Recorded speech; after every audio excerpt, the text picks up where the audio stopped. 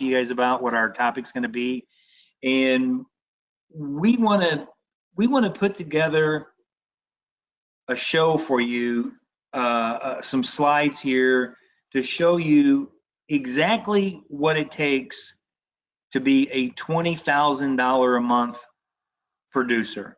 And when we're talking about 20,000, what we're talking about is $20,000 of actual issue paid business. So let me just get a highlighter here real quick. Just give me 1 second, guys. So as an example, change the color. As an example, you see this guy, the little sales guy jumping. So if you're doing $5,000 or $10,000 a month now, maybe you're brand new, maybe you're starting out part time, and you want to jump up to 15,000. What we want to do is we want to show you the secret, so to speak, or like the formula, if you will. Probably formula is not a secret, but the formula. What do you need to do to go from where you are now to get to $20,000 of issue paid business? So that's going to be our topic today. I would recommend taking some notes. Obviously, we got this recorded, so maybe you're watching this 6 months down the road on a replay. If you have questions, get in touch with us. Contact us. Give us a phone call. Give us an email, and we can help you customize a plan. We can show you how to ramp up your business so you can issue pay $20,000 plus a month in business. So that's going to be the big topic today. What does it take to issue pay $20,000 of annualized premium? So if you got $20,000 of issue paid premium, Jimmy, I think it's pretty logical. I think most agents would understand if we tell them you probably are going to need to write more than 20,000. In other words, if you want to issue pay 20, you're probably going to need to submit 15 to 20% more than what that number is. So if you kind of do the math on it, and if you figure on average, if you figure 80% of your business is going to get issued, that means you really need to write 25,000 of submitted premium. Because guys, you're going to have policies that are not going to get issued. They're going to get declined. The client won't take another policy. You're going to get people that are, potentially may cancel out before the policy gets issued. So let's think of it this way: is that, hey man, I want to issue pay 20. I need to submit. I need to get 25K in the pipeline every single month. And that's what this call is going to be about. It's going to be about what do you need to do? What does it look like to get $25,000 of annualized premium in the pipeline every single month?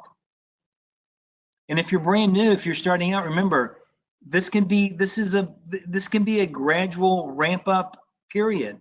So we can customize a program to help you ramp up your business so you can submit $25,000 of premium. First thing we need to look at is that if we want to submit 25K in premium, right? We first have to look at what is the average annualized premium of a final expense policy. Now, our average is a little bit higher than this, but I'm going to use 600. Just FYI, our average is closer to about 650. So I'm just going to use a $50 a month premium, which is a $600 a month. So we got $600 average annualized premium per application. Okay. Now what I'm going to do is I need to figure out how many apps I need to write. So this is it's kind of simple math. All we're going to do is we're going to take the 25K, that's the 25K of submitted premium. We're going to divide it by 600, which is the annualized premium, and that equals 42. So what that means is that you need to submit 42 applications a month to create 25,000 in submitted premium. Jimmy, how am I doing? Doing great, Joe. Are we on track? We're on track. All right, man. If you see any flaws in this formula, you let me know. But I know we worked on this. I think we're in agreement with all the numbers. And please, as we're going through this, um, I'd like to get some input from you as well. So at any point in time, just let's pause so you can make your contributions to the call. So now we know we got to submit 42 applications. Okay. So all I'm going to do here is I'm going to take my 42 apps, I'm going to divide it by 4.3. Why? Because on average, there's 4.3 weeks in a month. Okay, there's not 4, it's 4.3. So what that's telling me is on average, I need to submit 10 applications a week, double digits. You guys hear us talk about that all the time on this call, the national YIG call, double digit activity, double digit activity. Well, here you go, man, double digit activity. So now we got our 10 applications submitted. Just think about, and we've talked about this before, is that we talk about the sales cycle. What is the sales cycle? If you don't understand the sales cycle, it may be tough for you to understand is that how am I going to get 10 applications submitted? Well, it starts here at the top. This is the top of the sales cycle. It starts with marketing and advertising. Jimmy, let me ask you a question. I was just thinking about this the other day.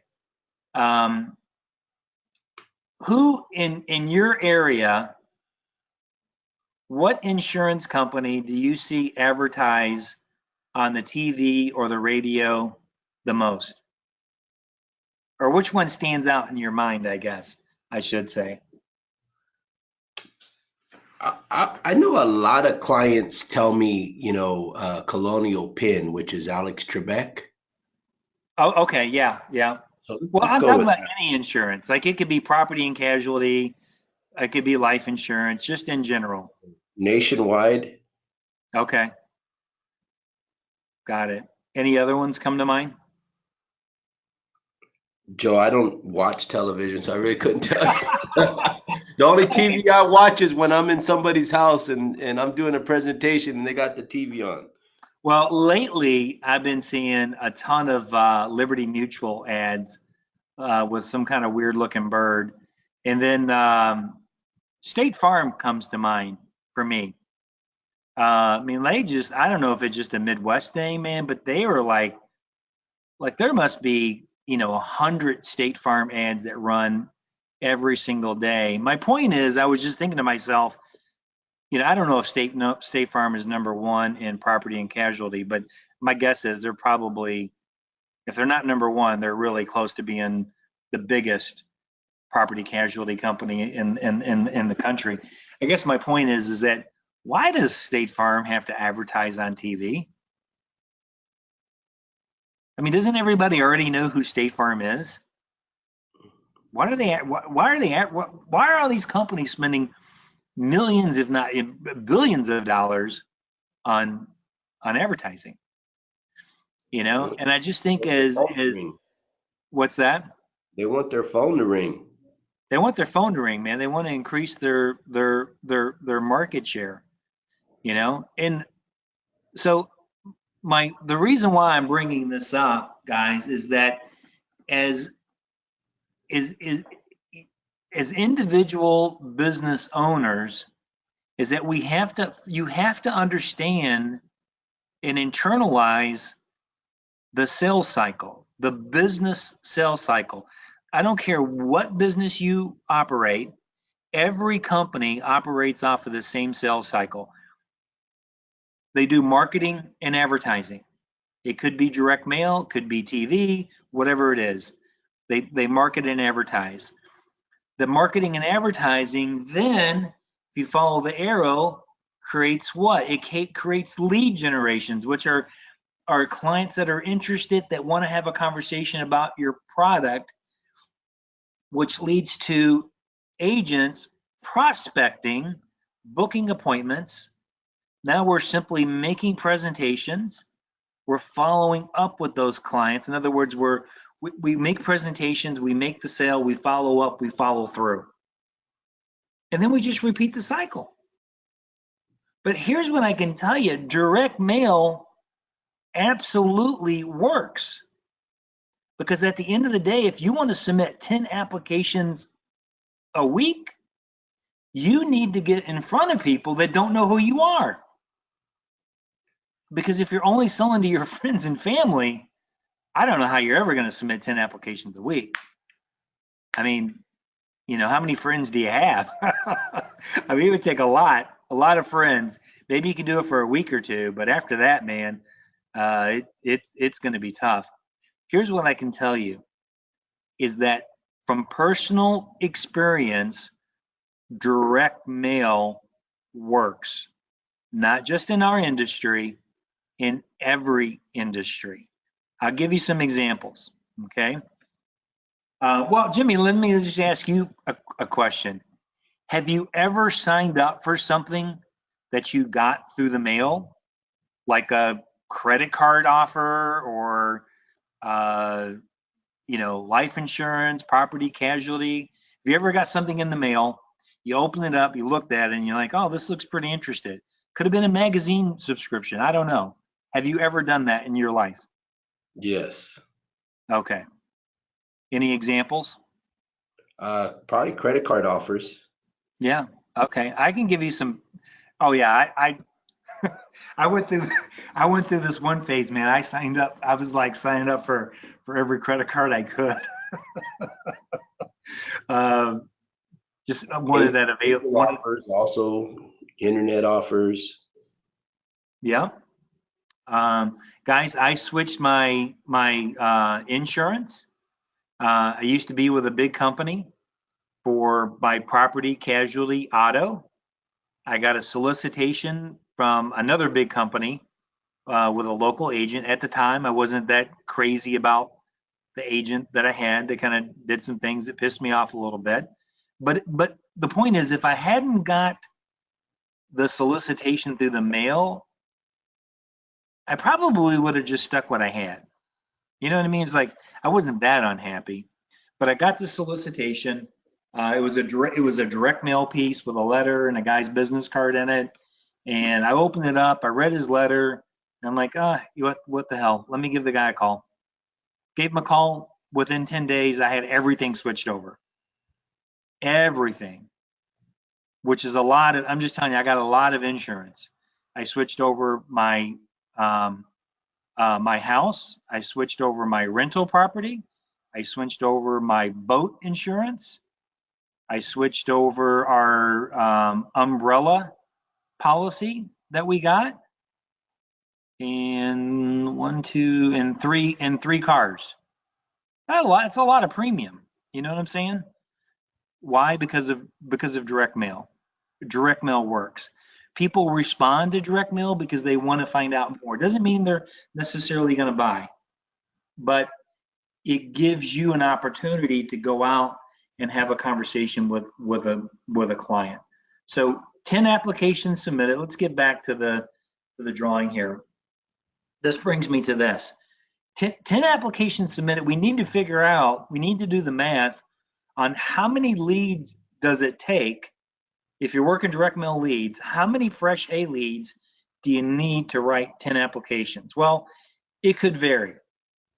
I'm going to use numbers based on an agent that is experienced and is having good success. Now, your mileage may vary. So if you're new and you're just starting out and you're going through the learning curve, the numbers may be a little bit different. But once you get going, once you've been doing this for 90 to 120 days, it might take you a year to get to these numbers. But what I'm showing you are the numbers that you want to strive to obtain because they're achievable. I can do it, done it for years. Jimmy can do it. Matt can do it. Todd can do it. Tom can do it. Candy does it. I can give you a bunch of examples of agents that are doing these ratios that I'm talking about. But on average, Average lead to application ratio is about 33%. What does that mean? That means out of one of three leads equals one application. So it's going to mean it's going to take you 3 leads. For every 3 leads you get, you should average about an application. Now, like I said, if you're new, it may take you 4, it may take you 5, it may take you 6, it may take you 7 in the beginning. But you're going to go through that learning curve, and eventually you're going to get to the point where you should be pretty close to the 1 out of 3, maybe 1 out of 4. 1 out of 4 is 25%, 1 out of 5 is 20%. We want you to be somewhere close to 30 to 35% ratio. We feel that that's where you should be. Because remember, you're going to go out on a lot of sits and you're going to write doubles. You know, you may make 15 or 20 presentations in a week. You may only close 50% of the houses you go into, but you're going to have doubles. You're going to have in some cases, you're going to write 2 applications. So the next little math equation we're going to do is we're just going to say, hey man, if we want to write 10 applications and it takes 3 leads, we'll just take 10 apps times 3 equals 30. So that means you need 30 leads a week on average to write 10 applications. So you got 30 leads per week. On average, most agents are able to have about a 60% appointment to lead conversion ratio. So that means if you're getting 30 leads, you want to try to convert close to 60% of those into actual appointments. And again, mileage may vary. So you may be a little bit higher, you may be a little bit less. But these are numbers, these are kind of industry standard numbers that you should be shooting for. Point and take, right, Jimmy? If an agent's getting whatever number they're getting, if they're getting 10 leads a week, 20 leads a week, 30, 40, it really doesn't matter. If they're not getting close to a 60% conversation or, you know, being able to get in front of the client, chances are, what do we need to do? We need to analyze and take a look at their activity tracker, because it's probably not a lead problem. Wouldn't you agree it's probably an activity problem? Yeah, I mean, it's one of 2 things, Joe. It's either an activity problem, which normally that's the problem, or it's a training issue. You know, maybe, Yes. maybe we need to work on self-development, but you know, 9 times out of 10, it's activity. It's activity. Here's the great thing, man, is activity will cure everything. Activity will take care of your learning curve, man. It's like condensing time frame. So the more activity you can throw at something, the better you're going to get, regardless of what it is. Whether it's business, whether it's sports, no matter what it is, the more you practice, the better you get. You want to learn an instrument? You know, are you going to practice, 10 minutes once a week? Or are you going to practice 10 to 20 minutes every single day? Maybe 2 or 3 times a day. Same thing applies here. So this is the number that we're shooting for. So what we're looking for, if an agent is getting 30 leads a week, we're anticipating that they should be able to get in front of and present 18 presentations or appointments. Be able to get in front of somebody and actually have a conversation about the form that they filled out. And then most agents are able to close or get, I should say, not only close, but what we're saying here is I use 60% close ratio. What I really meant to put was a 60% application ratio. So just remember, you could potentially just have a 45 to 50% close ratio, but able to get 60% applications because of the doubles, the husband and wife. And you got to think about referrals too. We haven't even thrown in referrals yet, which is another great point. So what we're looking at, if we follow the numbers, we started out with 30 leads, we made 18 appointments, we closed 60% of that. We're going to write 10 and a half applications. Okay. That takes me to the next part. 10 applications. We know the average annualized premium is 600. So we're simply going to take our 6 apps. We're going to times it by 600. So what we're looking at is that we're looking at submitting $6,000 a week in premium. So if you're getting 30 leads a week, you should be pretty close to this number. You know, in some weeks it may be different. Some weeks you may only write 3,500. But I promise you, if you keep doing it, you're going to have a week where you write 9,000, 10,000. It's just the way it works, because sometimes you just the numbers aren't as perfect as what you see, but the law of large numbers means that they're going to average out to be this. You're going to have, you know, you're going to have $2,000 weeks, you're going to have $5,000 weeks, you're going to have $7,000 weeks, you're going to have $8,000 and $10,000 weeks, but you got to have the inventory of clients, you got to have people to go see, and you've got to go see the people. You got to just simply do the activity. And with activity, you're going to build your skills between going out and seeing the people, getting your knees skinned up, get your lip bloody, get your knees skinned up, participating in training. You're going to pull it together. So if we simply now what we're going to do is we're just going to verify.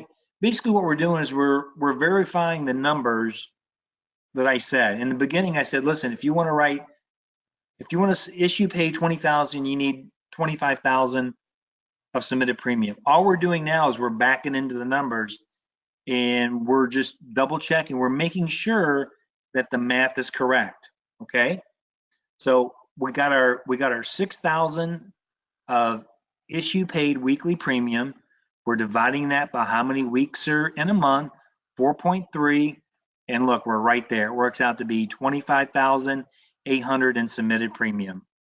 Just pretty much the exact number that we're talking about. Now, we take the 25,800 in submitted premium. We figure most agents are going to run approximately about an 80% placement rate. Jimmy, would you say 80% placement is fair? Yeah, I think that's. Do you think it should be lower? Maybe 75%? I think it should be higher, but I mean, for this, be very conservative. I mean, what Joe is saying is like out of 10 applications, 2 are not going to go through. I'd say I know I'm higher than 80%, but I am too. So maybe these rookies will just be conservative. Guys, with the way our business, if you simplify the process and you don't try to work with, if you don't go out in the field with like 7 carriers, you narrow it down to, 3 carriers. And if you're in a position where you can get instant approvals while you're there, for example, if you're using Mutual of Omaha, just do the aptical, either do an e-app and get a decision or do a paper app and do the aptical phone interview, man. Get it done right then and there. Because then if you got to switch, where you lose deals is poor underwriting, poor field underwriting. You don't ask the right health questions. You submit the policy. You think they're going to get preferred. It comes back graded, or sometimes they got to go guaranteed issue. Then you got to go back out. You got to see the client. You got to sell them on the different product. That's where you can lose deals. So, and that comes with repetition. It comes with activity, knowing your carriers, and it comes with skill. You're gonna build the skill of being a good field underwriter. But the only way you can do it is go out and write a bunch of applications. You can't do it in the classroom. Doesn't work. Right, Jimmy? We had Josh was asking about that in the meeting that we had in Dallas.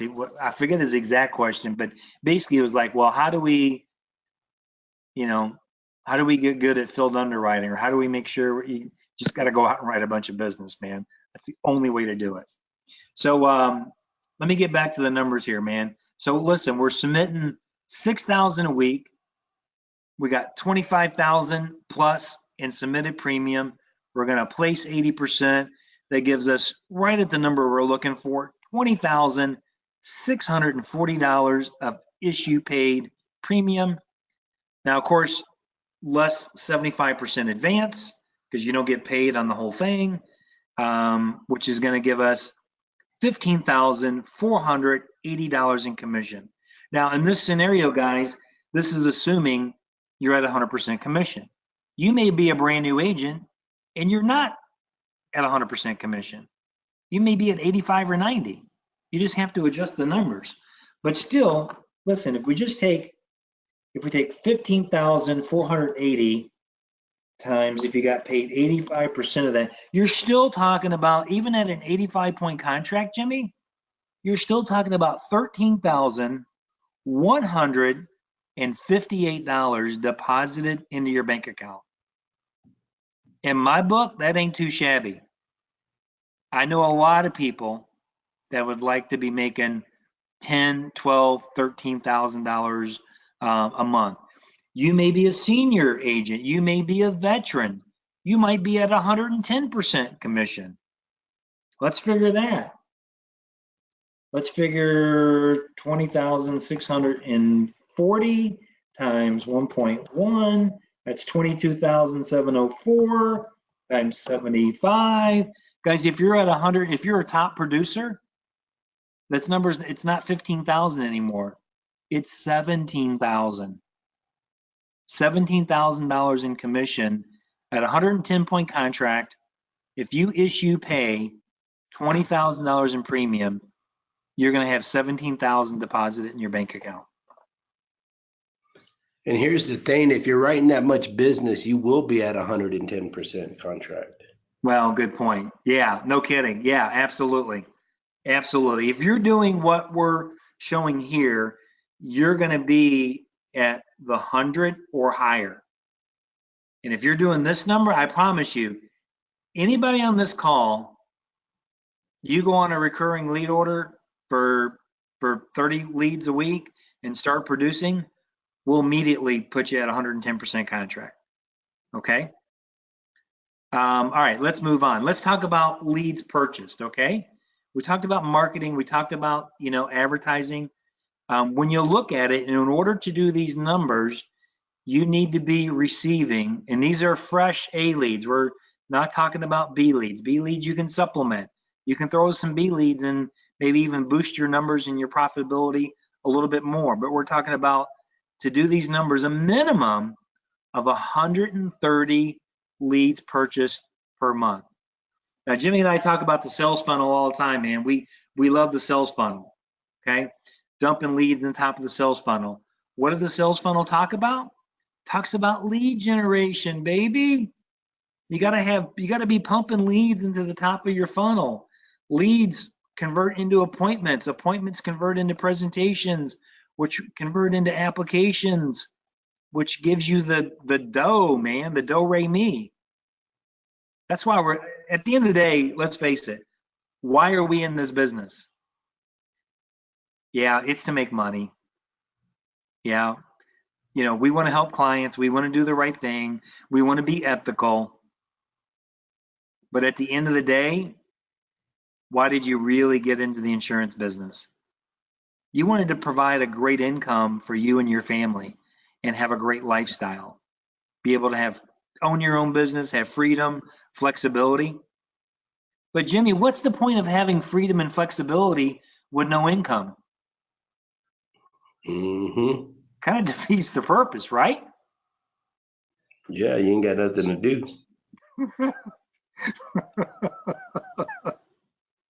Oh man, you crack me up, dude. All right, so let's take a look at our lead investment. If we're investing in our business, 130 leads a month at $29.75. That's what through your insurance group. That's what a direct mail A lead cost. That equals $3,867.50 in a monthly budget. Okay. Now, what my point is that you can ramp up to that. I'm not suggesting, or I'm not indicating to anybody is the only way you're going to make it is that you got to start investing $3,800 a month immediately. I didn't do that. You know, when I got in the insurance business, do you know how much my first lead order was? Is $50. That was my first investment in not in this company, with another company a long time ago. It was $50. $50 lead investment. That was my big investment, $50. Okay. I can't remember if I made any sales off of that, but anyway, it was $50. It wasn't until later when I improved my skills, I started to realize the sales cycle, or in the funnel. I need leads, I need people to talk to. I need to be able to have 15 to 20 conversations a week with people that are at least semi-interested in hearing what I have to say, so I can go out and tell my story. So our commissions, we already talked about what our commissions are. If you're at a 100-point contract, you're looking at $15,480 in commissions. Let's subtract out our lead investment of $3,867.50. That's going to give us a net income. And remember, this is a net income after your lead expenses, and this is after the 75% advance. So you're looking at $11,612.50 net income after lead investment. I think I forgot to put, just to reemphasize, that's after the lead investment. So let's just do the math on it. We got 11,612. We got 12 months in a year. We're going to times it by 12. Guys and girls, that's $139,350 in annual income. Oh, here you go. I did put it in here. $139,350 annual income does not include the 25% back end money or renewals. So just assume, you know how it works with commissions. You get 75% up front. The insurance carrier holds back 25%, and then you get paid as earned on the back end. So as long as the policy stays on the book, by month, regardless of the carrier, by month 12, you're made whole. You've received 100% of whatever your commission level is for that policy, and then month 13, renewals kick in. Okay, and typically renewals could be 3.5%, 4% on some products. They may be 5 or 6 on other products or carriers. And remember, the more production you do, the higher your commission level goes, the bigger your renewals get. In some cases, we got agents that are 6.5%, 7% renewal rates. But Jimmy, what I'd like for you to add in to what we got, but also, like, these are the numbers, guys. But I think we really need to talk about and dive in to, like, what does it actually take to do this? You know, the mindset, the attitude, the activity. You know, because these numbers that we're showing, they just don't magically happen. Like, even if you invest the money in leads, it just doesn't magically happen. Is that you got to go out there, man, and you got to do the work. You got to bust your butt. And sometimes I get a little frustrated with agents because I feel like they think, you know, now that they're self-employed, they don't have to work as hard. And I said, man, have you ever in your life, and some people have you ever in your life earned $139,000 a year? If a company offered you, if a big Fortune 500 company offered you a position, a salary position of $139,000 a year, what do you think they would expect? Jimmy, how many hours a week do you think you'd have to work at a company job to make $140,000 a year? 50 to 60. At least least. that, if not more. You'd also be held accountable for, not only your productivity, but your what's the word I'm looking for? The hours that you put in, you need to be there on time. You need to stay late. Um, you'd have constant pressure to produce. You'd have a lot of things to do. Yeah, you would do whatever your employer demanded you to do without question. And as self-employed business owners, we need to hold ourselves to the same accountability, man. I'm just telling you, if you've never made 100,000 plus and you want to make 100,000 plus, I'm just here to tell you, man, you got to work your tail off. Like it just doesn't happen, man. You got to be willing to do whatever it takes. And if that's door knocking until 7 o'clock at night, then by gosh, you got to do it because that's what it takes, man. If you want to write 10 applications a week, remember what we talked about. You got to be making 18 presentations a week. So the goal should be is what does it take for me to get 18 presentations a week? Man, you got to knock on a lot of doors. You got to make a lot of phone calls. You got to have a lot of people to go see. But trust me, the beauty is that it's achievable because agents are already doing it. Here's the beauty about most goals, okay? Is that whatever your goal is, whatever it is that you want to accomplish, it should give you comfort to know that someone else has already done it. Isn't that comforting? Jimmy, if a guy wants to make $1 million a year in insurance, that's not unrealistic. Why? Because people are already doing it. You know. So anyway, I know you had some contributions, some things that you wanted to add in about work ethic. Let me flip the call over to you for a minute, so I'm not hogging all the time here. Thank you, Joe. Well, guys, let me just summarize real quick. Anytime you want to achieve something, you have to set a goal. So basically what Joe is saying is if you want to write $20,000 of annual premium, that's our goal. The next thing you got to do is you got to have a plan to get there. So what he's drawn out is the plan. You also need to have your why. I mean, why do you want to do that? What do you want to do with that money?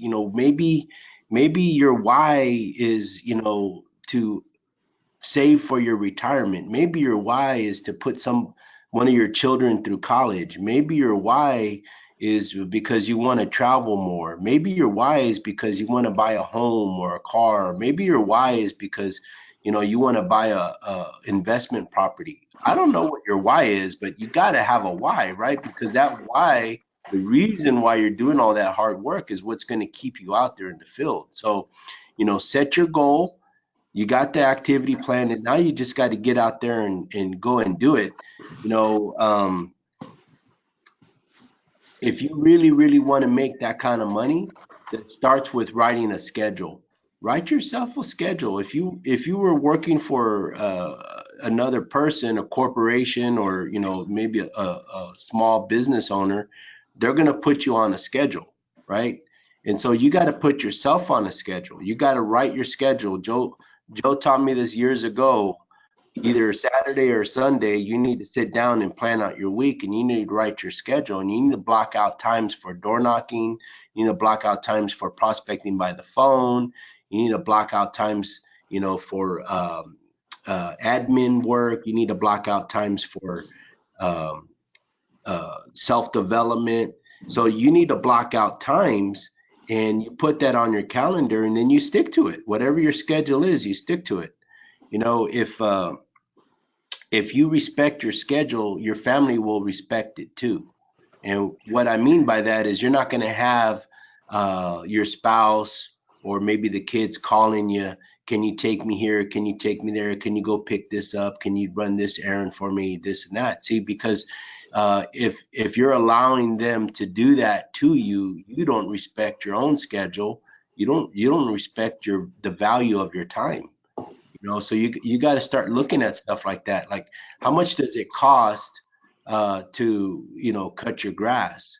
You know, 50, 60 bucks, 70 bucks. How long does that take, you know, to do it? And then, you know, are you worth that an hour, or are you worth more than that an hour? If you're worth more than that an hour, then you're better off spending your time doing dollar productive activities or income producing activities and paying somebody else to do that. You know, same thing with, you know, doing your laundry or running errands, or maybe doing some small admin stuff. Why not pay somebody else to do it? Could be one of your family members, could be one of your children, you know? So you want to figure out what is going to be your income producing activities and stick to that. And the other stuff, you pay somebody else to do it.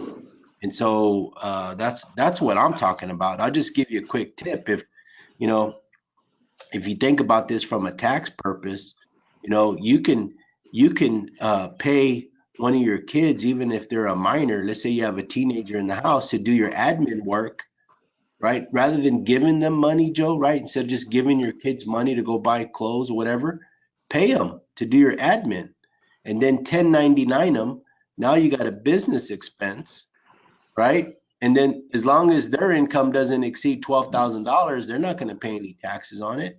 So pay someone else to do your admin, and you spend your productive time prospecting, whether it be, you know, door knocking in the field or on the phone. But you got to be out there. The more you're out in the field, the more money you're going to make. The more you're in the office and stuck behind a computer, you're not going to make any money that way. So you got to get out there in the field. Yeah, true. I was taking some notes as you were talking. Let me put in my 2 cents here for what it's worth. Guys, Jimmy hit the nail on the head when he says you got to have a why. You got to have a reason why you're doing it. Okay? I know we all want to make money, okay? Because money is what makes the world go around, okay? Money can't buy you happiness. I think that's a saying, right, Jimmy? I don't know. So. I don't know about that. You know, I can tell you this: not having money doesn't help your cause. Okay, and typically the people that say money can't buy you happiness are the people that don't have any money. Okay, they're broke all the time. So what else are you gonna say? But your why, like why you're doing it, man, that's got to be your motivation. That's your inspiration. That's what keeps you going. That's what gets you out the door. Is your why? Like, man, why are you doing this? And Jimmy hit on something else, man. Is like talking about cutting your grass, outsourcing it. Dude, that's exactly why you got to outsource your advertising. You got to pay somebody else, because at the end of the day, you're not an advertising expert. That's why we outsource advertising with direct mail. Do you think these major companies, do you think whoever it is, State Farm, Nike, you can name any company in the world, do you think they do their own advertising? Hell no. They outsource it to professionals. Just think of it this way. If you understand, if you believe in this concept, if you believe in what I'm saying, is that in order to submit $25,000 in premium in a month, is that you need 30 leads a week. In other words, you need 30 prospects.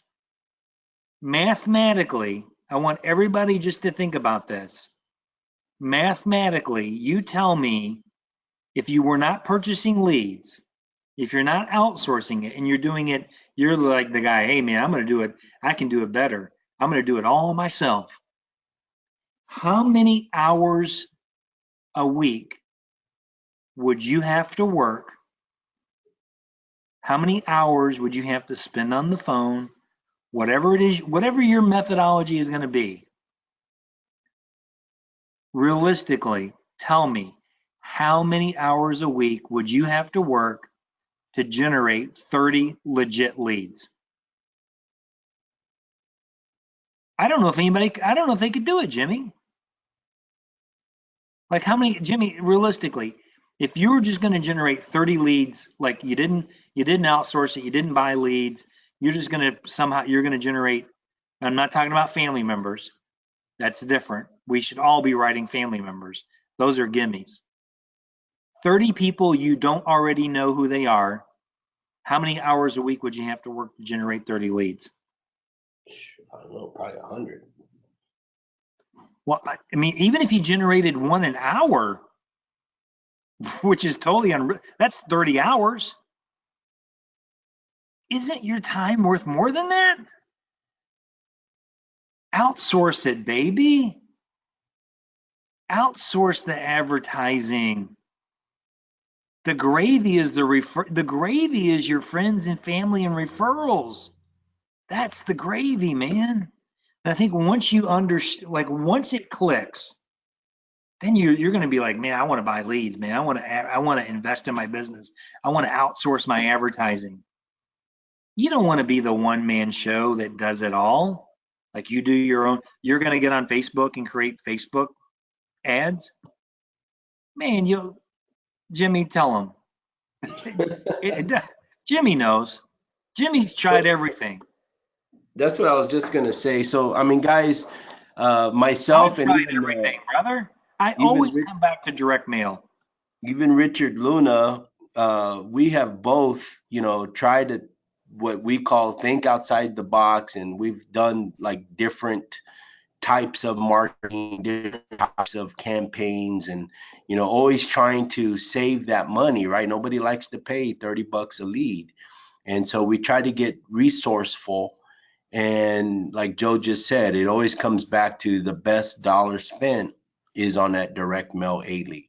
Now, Yep. now what I do want to say and be specific about is, I have been a general manager for a mobile home dealership, which is very similar to the car industry, but we're selling manufactured housing, or used to anyway. And I used to be a GM, and I was in charge of 6 retail locations, and I had a budget of $6,000 a month that I can spend on each location. That was $36,000 a month advertising budget. That's a pretty healthy budget, all in one market. So I would spend $36,000 a month in San Antonio in marketing and advertising. And I can tell you, I've done it all. I've done TV ads, I've done radio ads, I've done magazines, I've done billboards, I've done, let me see, radio remotes. People come out, the disc jockey comes out and they, talk that they're from your location. I've done direct mail, I've done print, like in the newspaper and smaller not magazines, newspaper, neighborhood newspapers like Thrifty Nickel and stuff like that. And here's what I can tell you is that not one of those forms of media advertising, and even like social media, internet marketing, email marketing, like I've done it all. I really have. None of those, not any of those, you could say, this is going to be the cost of my lead guaranteed every single time. So like you could run let's say like a radio ad, and you'd have to run it a long time, and you have to be real consistent. You have to be, repetitious, right? And so over a period of time, let's say over a month or 6 weeks, you can look at how much advertising you spent, and then you can calculate the calls that came in, and then you can get an average of what each call cost you, right?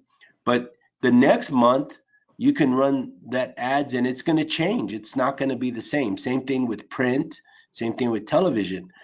But with direct mail, without a doubt, if I spend $29.75 for a lead, you're going to get exactly 1 lead. You know exactly what it's going to cost you.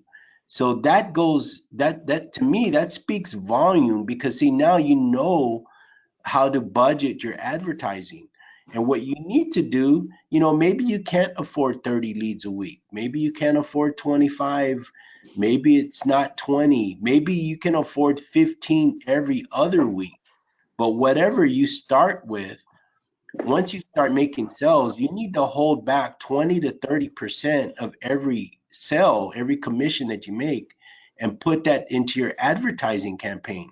If you're not doing that, you're not going to be able to reorder and keep the momentum going. You have to always be able to cut reinvesting in your advertising in yourself. Remember, it's $29.75 gets you 1 lead. That's guaranteed. You're going to get 1 lead. If you do the numbers that Joe talked about, they're going to average out. Whether you're at 25 or 33% closing ratio, you're going to make money. You're going to be successful if you're doing the activity. So you just got to get out there and do it. But hey, Joe, I have to speak at an event here shortly, so I got to get going. All right, buddy, go ahead and hop off. I'm going to end them up with one thing, but thank you so much. This has been an awesome call. I'm just going to bring up one other point, and then I will talk to you later today. Okay, Jimmy? All right, take care. Thanks, man. All right, guys, we're going to wrap up the call, but before we do, Jimmy brings up a lot of good points. The other thing I just want to talk about, marketing and advertising, which is a very valid point. I have a lot of agents sometimes that say, Joe, what about doing group meetings? Like, what about going into some of these, old retirement homes, or, senior living or low cost income homes, and, where they have a meeting once a month, and doing a meeting. I say, that's great. You should give it a try, but if you do that, just remember that has to be a supplemental in addition to, and if you do that, you want to make sure that you take those profits and reinvest it back into direct mail advertising. Because think about it, guys, I don't know if you've ever done a group meeting before, but it takes a lot of work to prepare one of those. First, you got to go out, you got to meet with the coordinator, you got to get it approved. You've got to get the names and addresses of everybody who's going to attend. This is if you're going to do it right. You send out like a newsletter. Sometimes you even have to go into the housing facility, put a little like a door hanger or a reminder on everybody's door, because you want your attendance up. And then if you're lucky, you'll get 20 or 30 people that will, maybe 20 or 30 people that may attend the meeting, and you may write 2 or 3 policies, okay? But my point is, it's going to take, those meetings are only once a month. It's probably going to take you 2 weeks to put the deal together. Then what are you going to do? So it took you 2 weeks. You're going to do your meeting. You're going to write a couple applications. And then you got to start the whole process over again. It's trust me, I've tried it because I thought it was like a brilliant idea. We've had other agents try it because they thought it was a great idea. And at the end of the day, guess what? Everybody came back to direct mail. Like, damn, dude, putting those little meetings together, it's like a lot of work. Like, I'll be much more productive just dealing with one individual on an individual basis in their home, and just utilizing the direct mail. So I'm not saying not to do it. If you're trying to raise some capital in order to invest in direct mail, then go ahead and do it. But trust me, man, it's going to cost you a couple $100, and it's going to cost you a lot. It's going to cost you probably 2 weeks of time and effort to put together one meeting that you might write 2 or 3 applications on. Okay. So with that, guys, man, I hope this has been an educational call. And let's face it, man, if you're making if you're netting $130,000, $140,000, thumbs up to you. Well done, my friend. You're going to be happy. Your family's going to be happy, and life will be good. Guys, Thank you so much for participating on the call. Thanks for hanging in there. You guys have a great Labor Day weekend. If you need anything, contact me. Love you guys. God bless. Take care.